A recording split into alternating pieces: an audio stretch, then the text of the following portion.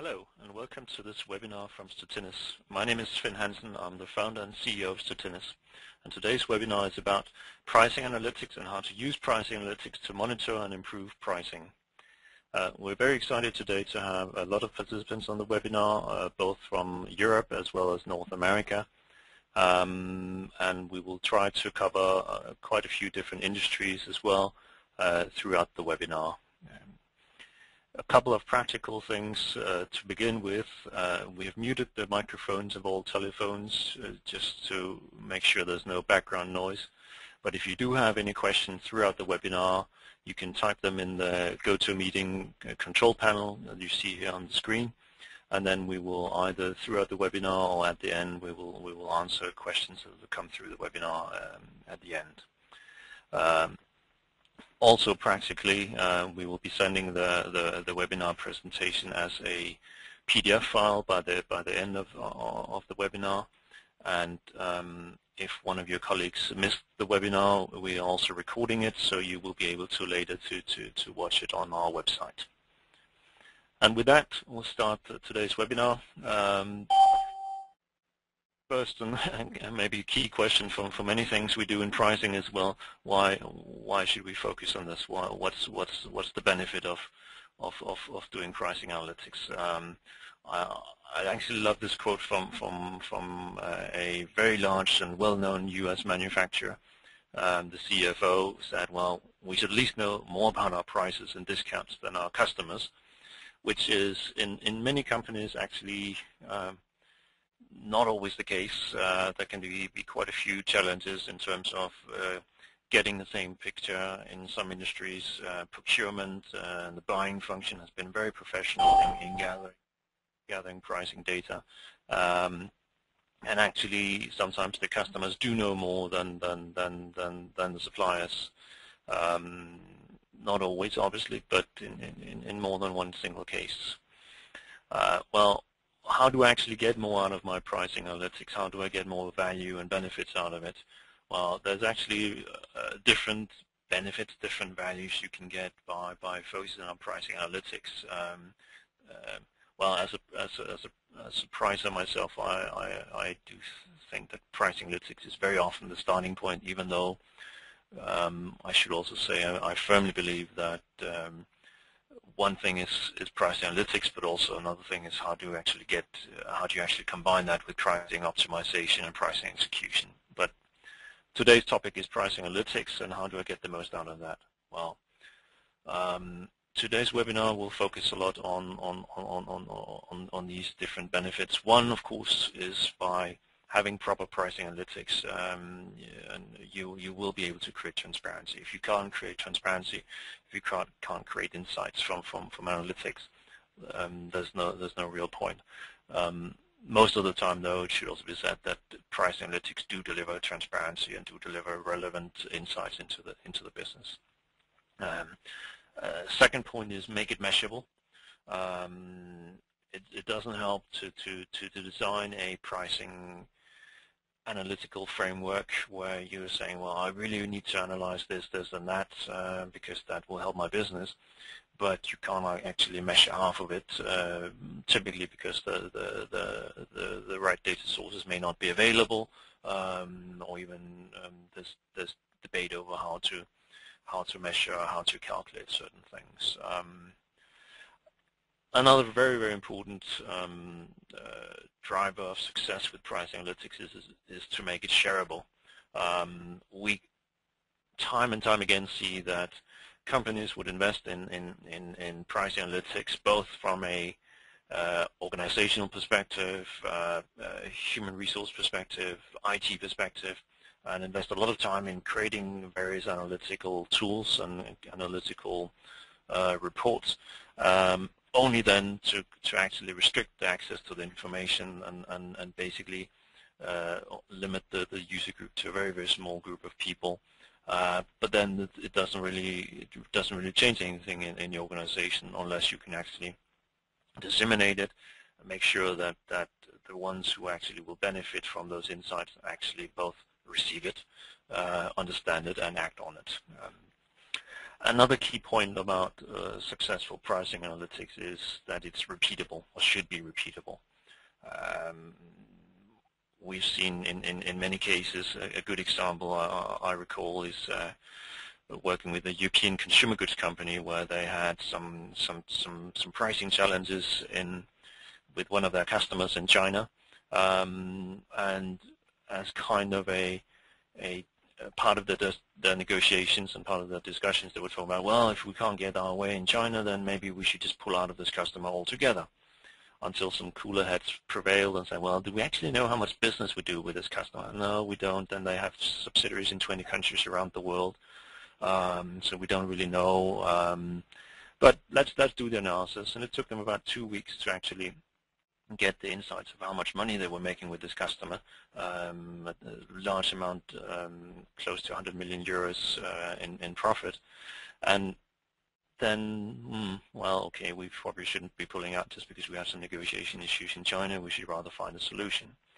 Now, the problem in this story is that it took them 2 weeks to do it, and basically they had a lot of challenges in terms of, well, what if we want to do that again next month? Well, we can't really take 5 people off their normal day job to do this analysis, right? And that's because it was manual. It was because it wasn't really usable, or that wasn't really supported by any tools or any processes. But in this case, if analytics are repeatable, you can get those kind of insights on a daily basis or monthly basis without a lot of effort. Another success criteria for analytics is, of course, that it's actionable. Again and again, we encounter pricing analytics where basically, well, it looks kind of cool in terms of the colors and the chart types, etc. But with a simple "so what are you going to use that for? What is it going to change in your business?" you can actually quite often see that people will deflate them. I don't really know, but I thought it looked cool on my iPad. Well, yes, looking cool on an iPad is sometimes a success criteria in terms of making it shareable, because users will, or the business community will more use the insights. But if you can't really change your business with it, why bother?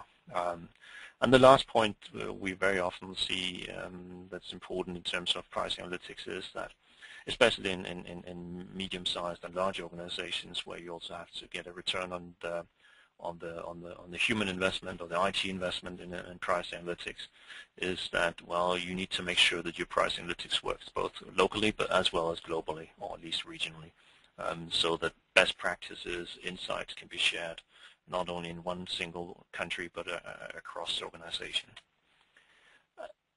Now I'll go into more detail about some of these challenges and benefits and how to use pricing analytics to get the most out of them.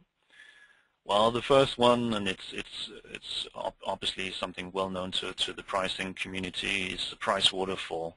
Price is not just price in many organizations, and regardless if you are in manufacturing, services, or in business to business, or in consumer industries, pricing is very often a more complex structure. Obviously, some industries will have more steps than others, but we very often see that pricing waterfalls. I mean, pricing waterfalls are kind of the de facto. Well, have a pricing waterfall, but in many companies, it's not only about creating a pricing waterfall. It's just as much about what do I actually get out of the journey. So if I know that I need to be able to create a price waterfall per product or per customer in order to look at profitability, actually that whole process will also force me through to do various other things, such as identifying sources, discuss how I can do allocations, find out where my data is weak, find out if we are omitting something in some countries because we don't report in a certain way. And with a pricing waterfall, obviously you can create the transparency and focus on profitability, which I think is the key benefit of a pricing waterfall. But as I said, the process is very important as well. I'll come back to that in a short moment. The other thing about pricing analytics is whether it's measurable, and if data is not complete or if data is not adequate, then it's very often there's an issue of well, we designed a theoretical framework, but we can't really deliver on that. And the key question is, I mean, where's information stored? Pricing information in most companies these days don't sit in one single beautifully structured system. It's actually stored in a lot of different places. It can be, of course, in ERP, in CRM in some organizations. It can be on the salesperson's laptop because he's just sending emails out, or he's running some simulations in Excel spreadsheets. It can be coming from external sources, maybe for competitor information or value elements in a value-based pricing scenario from customer or consumer surveys. So there can be quite a few different data sources, and it's in many organizations it is a challenge to combine all of that. There can also be questions on, for example, things like allocation. If I have fixed amounts, or if I have a discount that I'm giving across 20 different products, how do I actually allocate it to the individual product? How do I make sure that if I want to see the profitability of one single product, that I have a fair and repeatable allocation mechanism that I allocate to my products? It can be things such as cross-border comparisons. How do I compare prices and price structures in different countries, in different currencies, and different ways of looking at pricing? Very often we see companies also discussing, well, what is my return on investment if I give some more discounts? What do I actually get in return? And return management in itself. So if I give 5% more discounts, what are my benefits? Will I sell more? Will I have some supply chain optimizations? Will I improve my own business?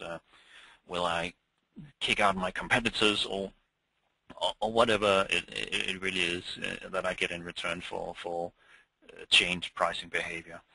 Can often be very difficult. Tracking of customer perceptions. So back to, again, well, how does the customer look at my offering? What kind of value drivers do I have? Where will the customer focus? What will the customer accept? As well as tracking of competitors. What kind of pricing are my competitors putting into the marketplace? Can be very difficult in many organizations or many industries. Some industries benefit from having some third-party companies tracking pricing information, but even there, so I mean, for example, in consumer goods or in pharmaceuticals, you would find that kind of information available. On the other hand, there's usually some gaps in the external market tracking. We see some companies who will spend time and money on having their own teams following their competitors, but that's again one of the more difficult hurdles for companies very often. As well as things like, well, can I use my pricing information for either forecasting or price prediction or volume prediction based on various measures? If we go into a bit more details, well, it could be in terms of calculations. How do I calculate my prices? How do I calculate my analytics? So if I have some fixed rebates, fixed amount rebates, how do I allocate them in my analytics? Key here is probably to find one rule and accept that there are some advantages and some disadvantages of those rules, but then over a period of time as well across the organization, then insist on this is the way we do this, and thereby creating both the comparison between business units, but also creating some consistency if you're comparing this year's pricing with last year's pricing. So very important to get some of these calculation rules applied. Also, if it's, for example, conditional rebates that you're dealing with, so conditional rebates being, for example, if the customer buys more than €1 million, dollars, pounds worth of goods, then he will get that condition. Again, how do I compare that with a customer who buys less or who buys more in different countries? And it's very often about, well, you could either go for the lowest level, the highest level, or some other mechanism, but make a conscious choice and then communicate that choice also so people get the feeling in the organization, well, we made a choice, there may be some advantages and some disadvantages, but at least it's not a black box where I don't really know how suddenly my customer became unprofitable. At least I can follow and understand that. And that can apply also when you're looking at how to allocate prices or discounts more properly to customers and products, or for that matter, when you allocate discounts and rebates over time, either through accruals or as I mentioned before, the conditional conditions. An example from a couple of companies we've been working with in terms of do I have the right sources. In this case, a consumer goods manufacturer on the left, and we have an industrial components manufacturer. So they have different price structures. They look at different discount types. They are managing businesses in different ways. But if you actually look at where would they get their pricing information from, unfortunately, it is not just from one single source. On the other hand, with a simple mapping exercise, it is actually possible to identify where the information could come from, and then on a regular basis retrieve the information. I mean, in this example here, it could be coming from ERP, everything on the list prices and certain on-invoice discounts. Data quality is always pretty good when it comes to ERP systems. There can, of course, be some differences, but it's usually quite good in terms of analytics. Quite often, off-invoice elements can be captured, though it may not be sitting in ERP, may be sitting in dedicated off-invoice controlling tools, and consumer goods may be a promotional tool.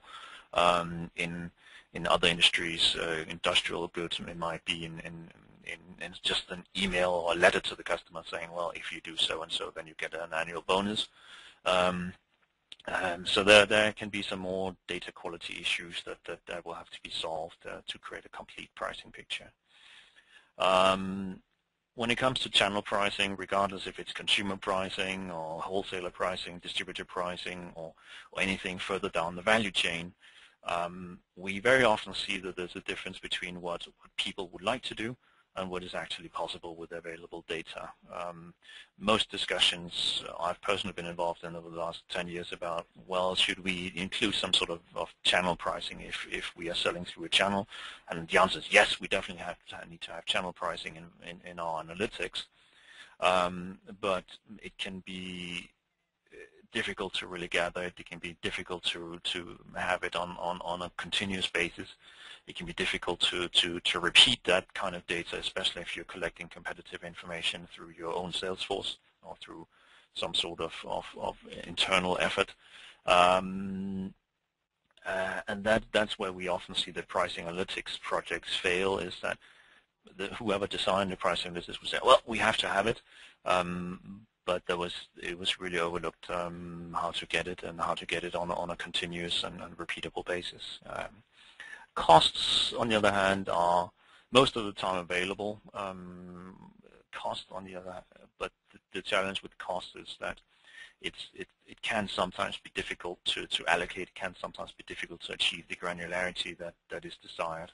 So in terms of working on the granularity, that will be the key if you want to include actual cost, especially customer-specific costs or product-specific. Well, product-specific costs are probably easier, but customer-specific costs in many organizations can be difficult to capture properly.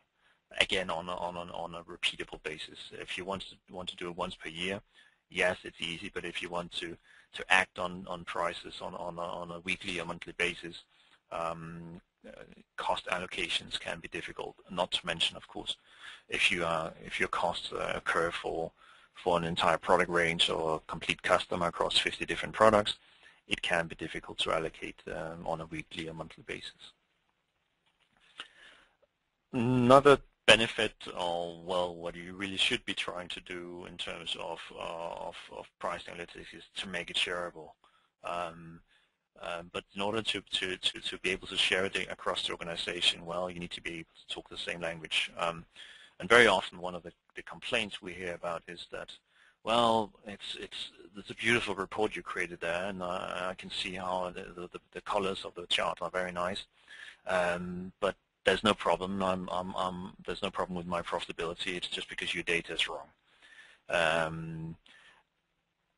And that occurs not well, in some cases it probably occurs just because people refuse to accept reality, but very often it occurs because the information hasn't been shared properly.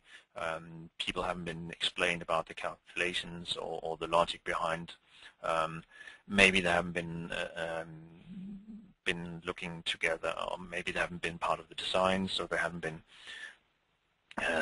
understood really what goes into the analytics and the calculations, and that's what I often call the black box syndrome. That, well, basically some very, very clever people in central pricing define the report with some key numbers that probably make sense in a pricing theory book, but if you can't explain those numbers, and if you can't make a salesperson who has to go and execute them or change behavior based on those numbers, well, you have a black box that needs to be fixed. Another problem often in terms of shareability is how do you compare two numbers?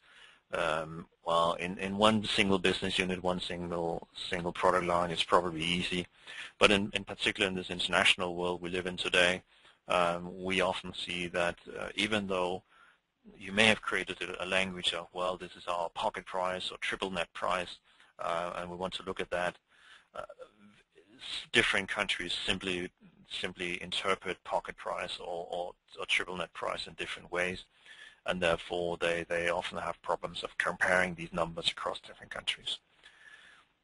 So what to do about that? Well, first of all, create some sort of common language. It doesn't really matter too much what it is, even though of course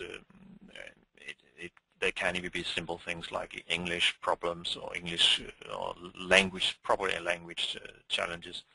But key is that once you talk about pocket price across the organization, then everybody knows what it is, everybody has an understanding for it, everybody has a more or less accurate feeling for that it's a fair number to look at, and therefore it's an accepted common language. That will allow you to be able to compare prices and discounts, but not only in terms of price structures, it could also be for the purpose of discounts. So it could be like, well, we're giving these discounts for cash payment, or we're giving these to improve our supply chain. We're giving them for specific purposes, or the customer values this product attribute in a certain way, and therefore this is what we want to control. Now, in a common language, you probably also have to look at currencies, especially in international pricing. So what happens, for example, if, let's say, the euro goes up against the dollar, and your local U.S. pricing manager is reporting back in dollar? Does he then get either a benefit or a penalty if the euro and the dollar moves against each other? Or should you simply create a common language where you're saying, well, we are in this company, if there are currency or exchange rate fluctuations over the year, then we stick to a fixed exchange rate rather than showing the market rate? Or should we compare prices in different currencies and different exchange rate? Best practice is probably that, well, for financial purposes, you may need to follow it on the market rate, but for people like the sales force, it's probably best to take a currency and an exchange rate and stick for that for at least a certain amount of time, so that they don't get penalized just because their local currency lost 10% in value. One important thing about common language, though, is also that it doesn't mean that you have to harmonize your terms. It doesn't mean that you have to force, just because you want to analyze things in a consistent way across business units, products, customers, or countries. It doesn't necessarily mean that you should harmonize your prices and your terms. Quite the contrary. We all know that some customers are willing to pay more than others. That applies on a local level, but it also applies on an international level. There is a reason why certain products are more expensive in United Kingdom than they are in Ukraine, and therefore don't necessarily harmonize the terms, don't necessarily harmonize the way you give discounts just because of analytics. This is a quick example from a large consumer goods manufacturer, European consumer goods manufacturer, who actually approached the whole analytical challenge of a common language through not harmonizing their price structures, but rather harmonizing the reasons for their discounts. So they basically took all the discounts they were giving, and regardless of which financial account they fell into, they then actually took them and classified them into 7 different categories for the purpose or the reason for the discount instead. And then on a continuous basis, they were reporting, well, we're spending 10% of our total discounts on financial improvement, we're spending 30% on other, we're spending 10% on promotional activities, etc., etc. I mean, this is just an example from a consumer goods manufacturer, but especially internationally, we've seen that by creating this kind of language where it's more about the business purpose than the financial allocation, can actually help not only create a common language and thereby comparability between markets, but actually will also enable you to change the organization's behavior. I mean, actually, this company started out by about 30% of their discounts falling in the other category, i.e., well, there was no real purpose for the discount. And by highlighting that, i.e., by running a report on a consistent monthly basis, showing everybody, well, this is how much money we spend on nothing, they actually changed some of the behaviors and thereby got more out of their discounts and more bang for the buck, so to say. And that brings me also to the next point about repeatability. If you can repeat your analytics, it means the corrective action is possible. If you can't repeat the analysis, or if it's very expensive in terms of time or even money to repeat the analysis, it can be much more difficult. And obviously, you really should be able to link the analysis with action. And a good example of that we have in what we call our pricing circle, where basically you would start with some pricing analytics, maybe combine it with some pricing optimization guidelines, statistical optimization or manual optimization, and then actually take problem customers, problem projects from this analysis and put it into a shortlist, identifying, well, these are the customers we want to work with first and work on first. Start doing a specific action plan for each of those customers that you've identified you needed to do something about from your analytics. Maybe give some negotiation support to whoever actually needs to go and deliver it. And then in some cases, not all, but in quite a few, you may see a price improvement. Now, because you don't see it in every single case, if you can repeat this kind of workflow, so repeat it again and again without a lot of cost of doing an analysis, you probably over time you will see a higher benefit of this kind of workflow, of this kind of way of working than if it's a non-repeatable process where it takes 3 weeks just to get one single number out of an analysis. But if you only have the analysis, you can push the button and you can do your analysis immediately, but you don't really link it to actual action planning and changing of pricing behavior, well, then nothing is really gained either. So it's a combination of both. We'll go through a couple of examples of some actionable analytics. So how would I actually get something out of doing various types of pricing analytics? Well, I mean, back to my classical price waterfall, a suggestion would be try to make a price waterfall for each customer and each product that you're selling. Not just the 5 largest customers and the 5 largest products you sell, but really try to make it for every customer and every product, and also for each and individual one. So you will have to look into, well, all kinds of challenges such as, well, where do I get the data from? Well, I know that I could get this from ERP or from my current business intelligence tool. That's easy. But actually, how do I get some of this stuff, and how can I put it into a framework?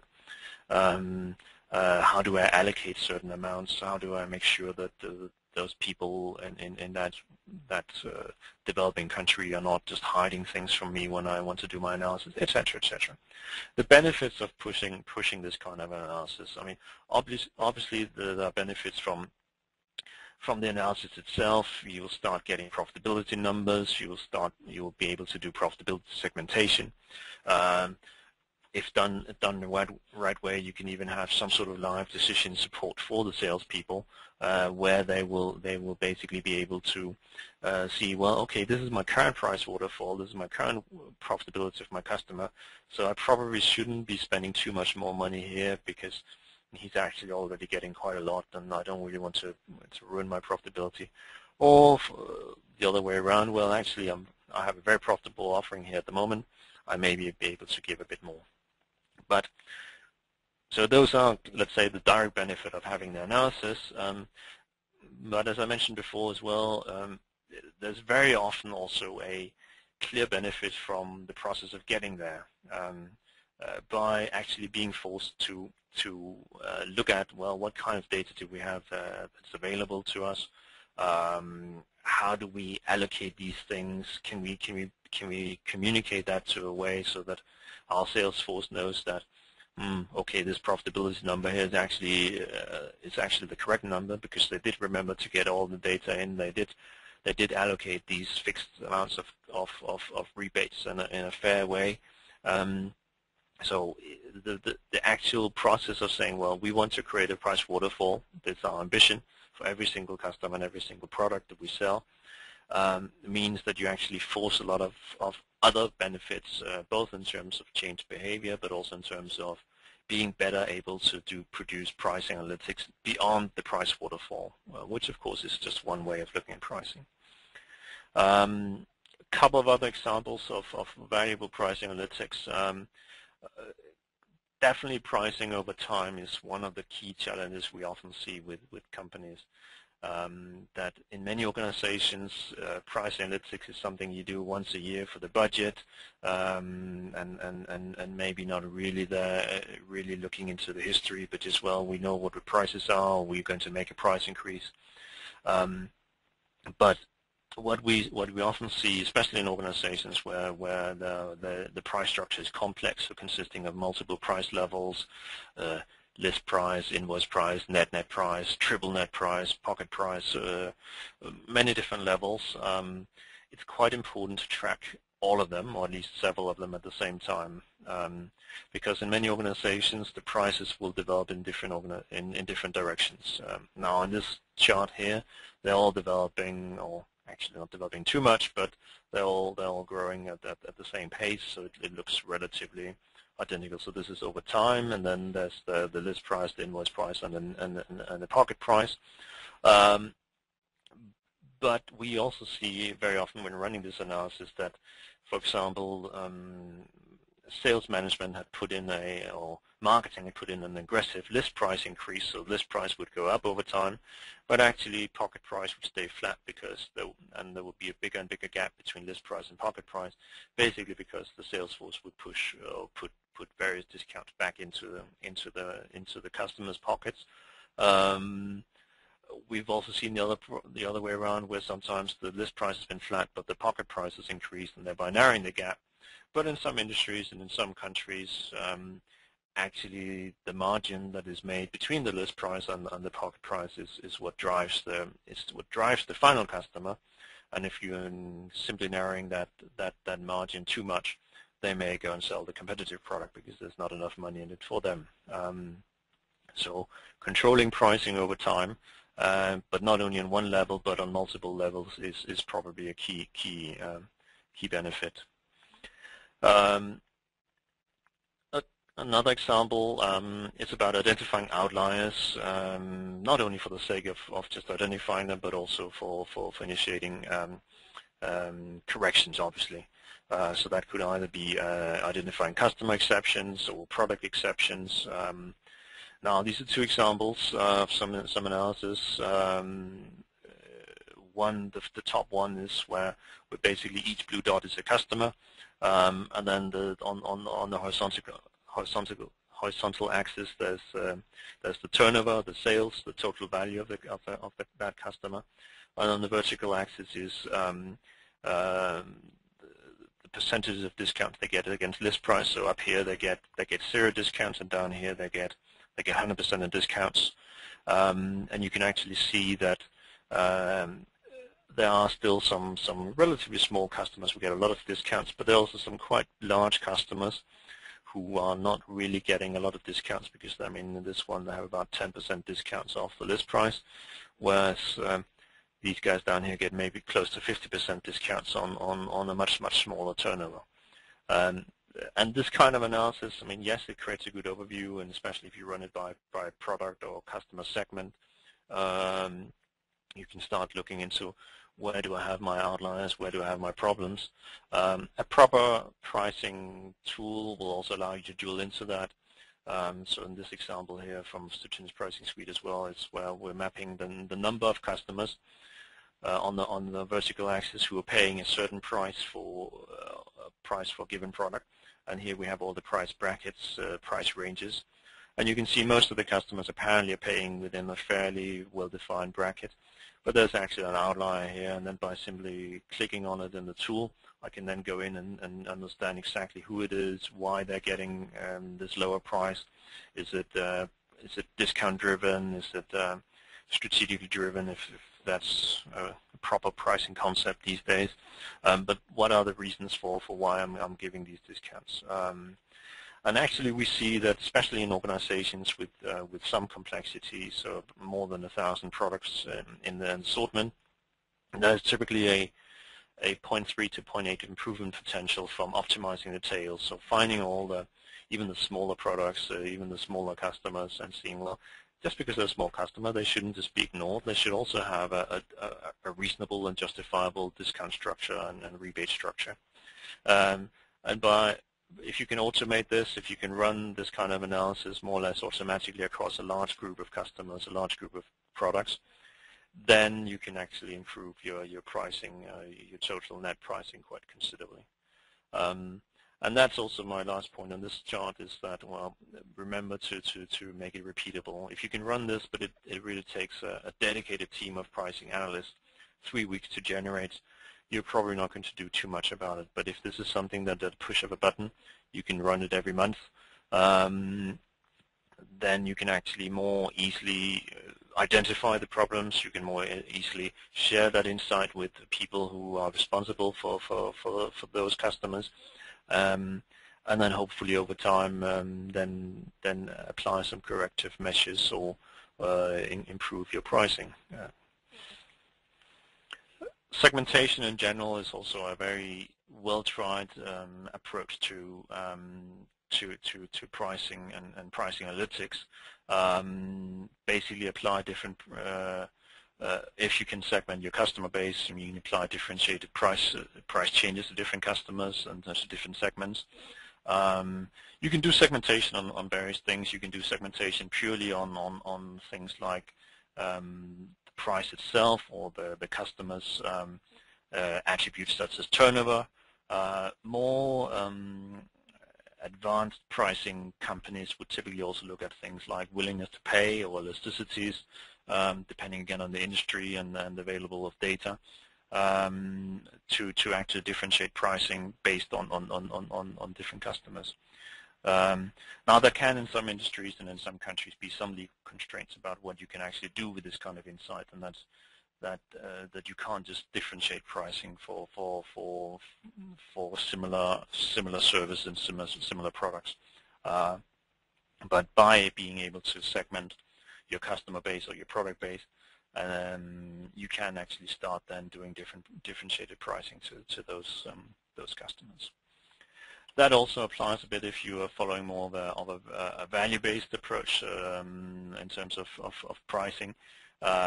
Key things there in terms of how to do your pricing analytics is to look, of course, at at the whole value argumentation and the whole value build up.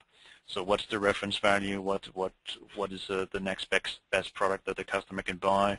What are the benefits that the customer will get by buying your product, and what kind of values would they put there behind it? Are there some additional costs by using your product rather than your own?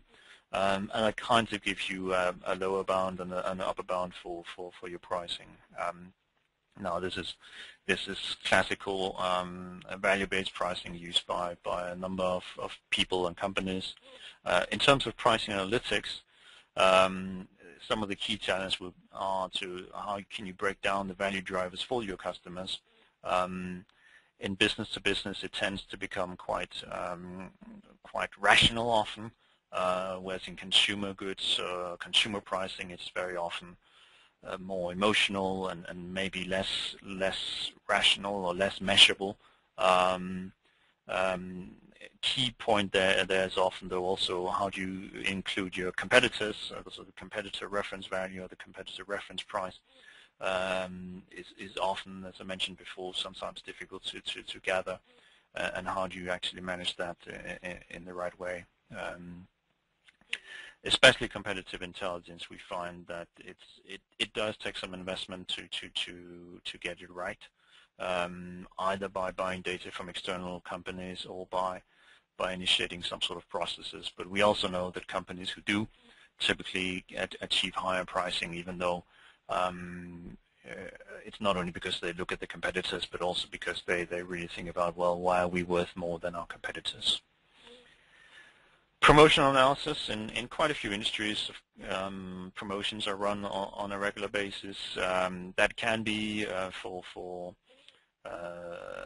of course, being in classical consumer goods, but in quite a few different industries, everything from industrial components to medical devices to chemicals. We see that they run some sort of promotion. Well, if you buy a bit more, or if you're buying some additional products in this period, we give you something for free.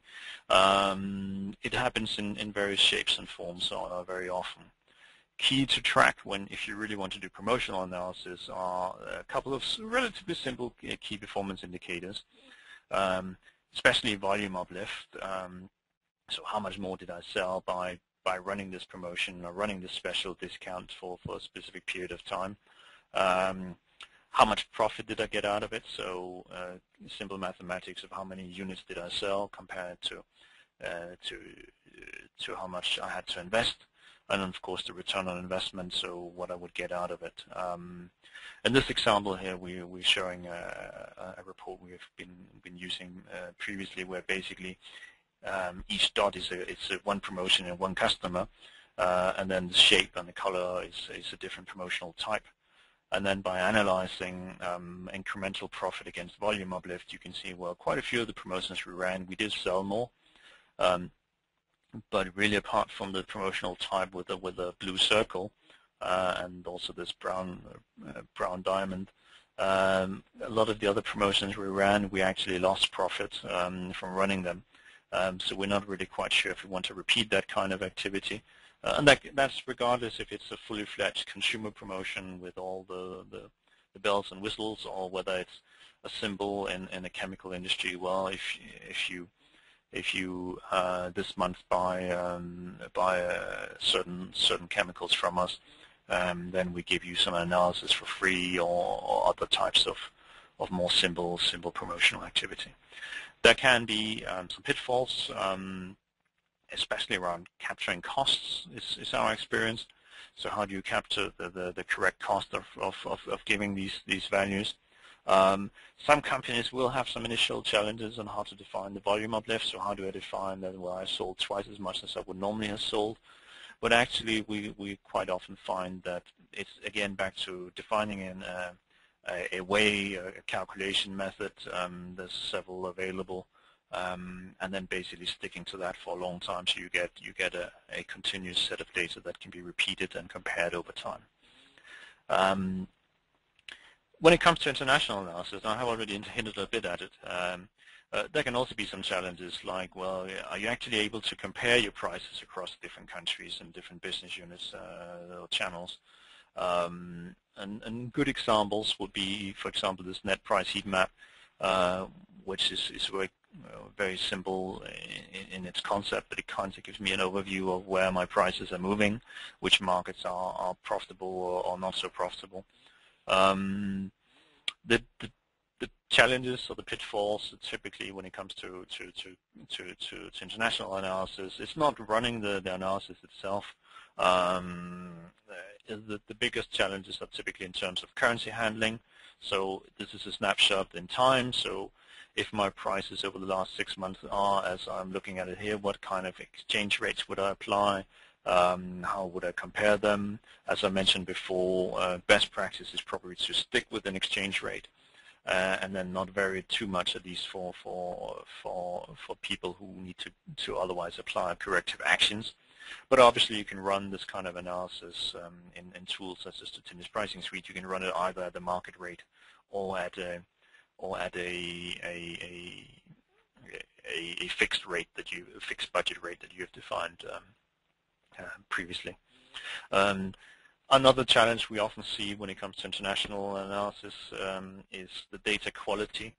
Again, a little bit back to the sources. If data comes from ERP, it's probably well structured and it's plenty and it's usually of good quality. But especially off-invoice discounts, seen a lot of examples of that.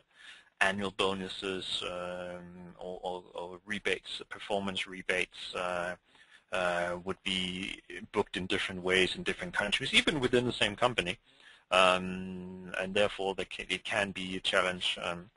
So that's often one of the, if you need to start doing your international analysis on pricing, that will be key to make sure you get the right data sources in place.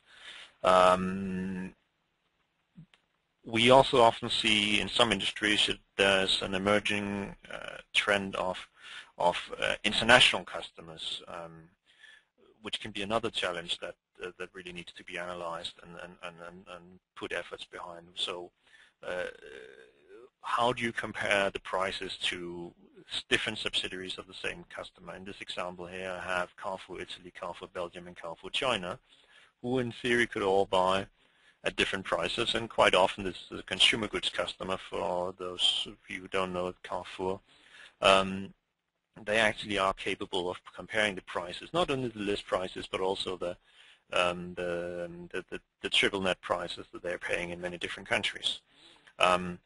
So as a manufacturer, as a supplier to Carrefour, or in other industries will be similar, I actually need to start looking out for, well, what am I actually charging them in different countries? Not necessarily just with the sake of harmonization, but just really to making sure that I do actually control it a bit better.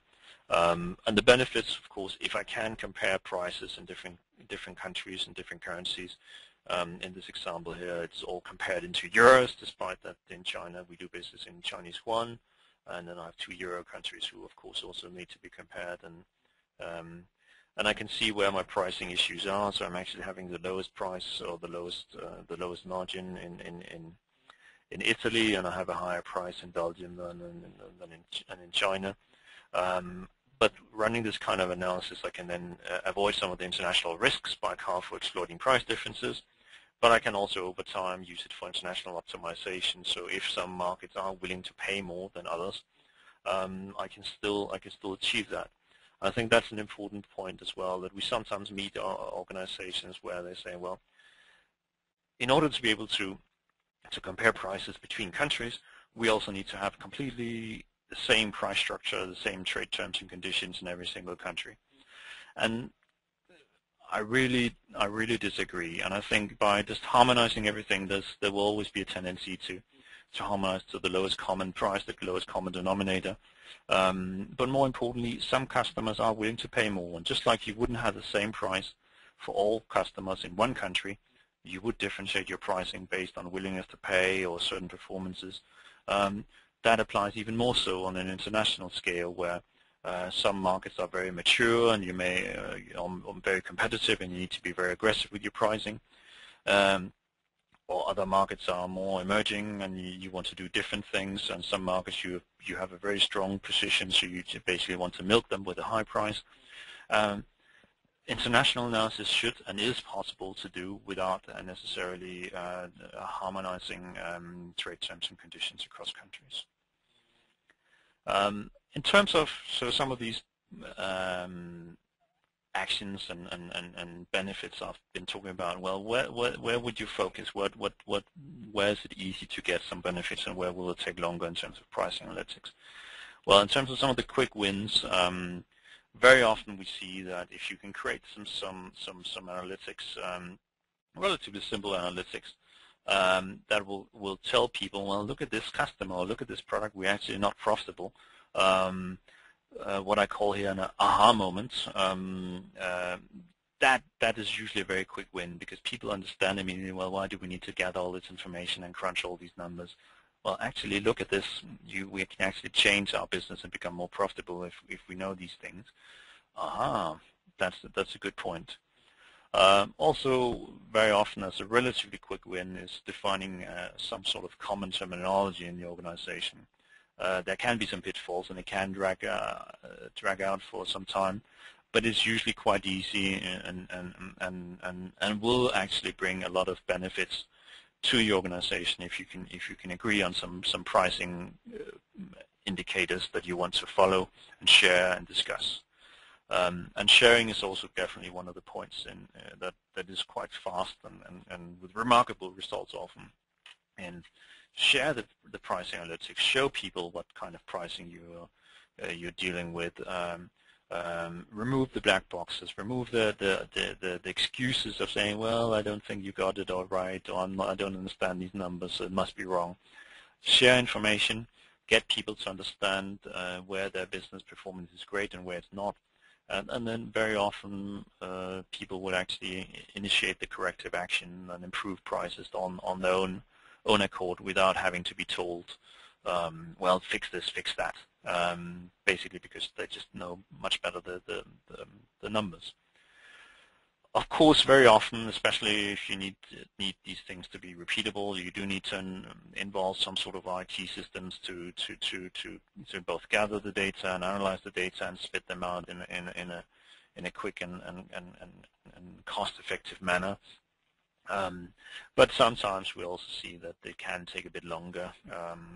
It shouldn't take years to get a good pricing analytical tool up. I mean, it could be done in a couple of weeks to a couple of months, especially if it's purely focusing on pricing analytics and getting insights. A trend we also see in the software market right now for this is so-called software as a service, something that we also at Stratinis offer, where basically by using a tool that's hosted by a software company, then you avoid having to deal a lot with the IT side of things, but you can basically feed the tool and then automatically will spit out a lot of different reports and analysis more or less out of the box. Another area that can take a bit more time as well is improving the data quality. It's typically a part of the journey towards a proper pricing waterfall or other types of analysis. You will find that certain types of data are not really of the best quality. That will take some time. It doesn't necessarily always cost a lot of money. It sometimes takes some efforts, but because many organizations will have done it in a certain way for a long time, it will take some time to get people around either gathering data in a different way or even start getting enough data collected to do it on a continuous basis. And that also, this whole human resistance is one of the other reasons why getting acceptance for new pricing KPIs, key performance indicators, can take some time, but again also will have a lot of benefits if you can get them into the organization. Changing terms and conditions, if you through your analysis find that you do need to change some of your terms and conditions either for analytical purposes or simply as a result of your analytical insights, that usually takes the most. Improving data quality across different countries is often what takes longer as well, especially if you are sitting in a headquarter function but need various markets to report into you. That can often be a longer process because you don't have direct reporting lines, and it may be difficult to get all the data. Maybe your newly acquired subsidiary in Australia are using a different IT system than you are in Germany, and therefore it can be difficult to compare data, but also to put the same kind of analysis in place. And then last point, not the least unfortunately, but in anything to do with pricing, anything that has either career impacts or bonus impacts for people in the organization usually take the longest, regardless if it's pricing analytics, pricing optimization, pricing execution, or anything else related to pricing. And with that ends the main part of the webinar. We have had a few questions throughout the webinar, and if you have any questions right now you want to ask, there's time for that as well. But I'll take the first question. So that is, a lot of off-invoice price elements are sitting in the tools of local salespeople. These tools are different in different regions and are not integrated with the enterprise systems. How can I use the pricing data in these local tools for analysis?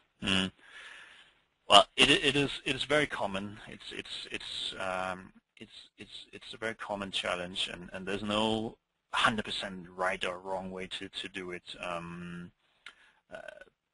Probably, especially if the data is sitting with the local salespeople, you need to give them some sort of incentive through your analytics to actually see the value of participating in creating this analytics. Because at the end of the day, they may have to take the data they currently have and may need to convert it into a different format or into a different way of looking at things. I would probably suggest that if they can see that they can change their business, or if they can see that they can sell, they can get some more selling opportunities by using your analytics, that may convince them of needing to participate in your project. I mean, of course, the top-down approach of basically saying, well, you now have to deliver pricing data in a different way, or you now have to do extra reporting on every Friday because otherwise we can't run these analyses. It can be tried, and in some organizations it may work, but you will probably, the larger organization you have, or the more geographically diversified it is, the more challenges you will have in getting that data. The other alternative is to simply say, well, move some of the analytical responsibility into each country. So we have seen some good examples where they only had 2 people working in the pricing function and the pricing team on a global scale. But then they enlisted all the financial controllers in each market. So every country had a financial controller. And then through those financial controllers, who are used to gathering data, who are used to reporting, they actually work of getting much more data in by not circumventing the salespeople, but by simply using people who are more willing to accept that, well, we need to gather a lot of pricing analytics on a regular basis.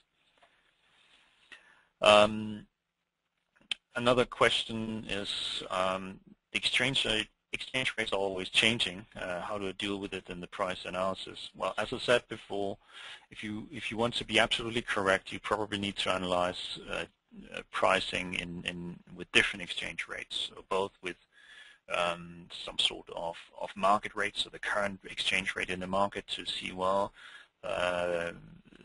when I convert this price in British pounds into euros, then I get a certain number. But as also said before, you probably also want to compare it against something like a budget rate. So that's a fixed rate that doesn't change over the year. And that means that if I'm a salesperson in the United Kingdom, I don't get penalized just because suddenly the sales I made in British pounds are less worth when they're converted into euros. I know from a financial perspective your company gets less money in the bank because you need to report in euros by the end of the day. But if you start taking corrective actions every time the exchange rate goes up or down between euros and pounds, or dollars and euros, you'll probably be in for a lot a lot of hassle, not only with your organization in itself, but definitely also with some of the customers who just don't want to accept that prices go up or down every single day, or may buy from a local competitor who always keeps the same price.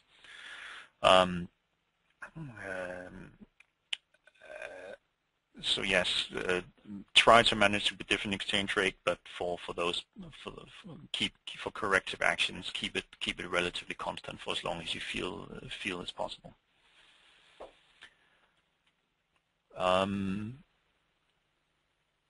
Those are the questions we had so far. If you do have other questions after the webinar, our contact details are also shown here on the screen. And as I started with the webinar by saying, we will be sharing the pack with you afterwards by email. And if you have any questions at a later stage, you're more than welcome to contact us, and we'll be happy to help give our insights and advice on the challenges you may be facing in terms of pricing analytics. So with that, we're going to end the webinar. Thank you very much for your time, and have a nice evening.